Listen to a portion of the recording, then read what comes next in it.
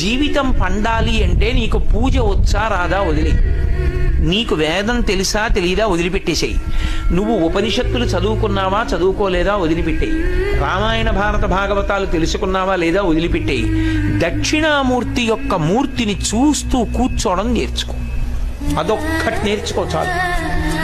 ఏమక్కర్లేదు, ఇంకా దక్షిణామూర్తిని పెట్టుకుని రోజు కాసేపు ఆయన్ని చూస్తే చాలు. పిల్లలు కాసేపు దాని వంక చూడడం అలవాటైతే మీరు చూడండి, నేను యథార్థం చెప్తున్న, పెద్దలు నిర్ణయం చేసింది, వాళ్ళు కళ్ళు తిప్పి ఆడుకుంటూ పాకడం కూర్చోవడం వచ్చినప్పుడు చూసినప్పుడు వాళ్ళు నిశ్చలంగా కాసేపు ఇలా దక్షిణామూర్తి వంకే చూస్తారు.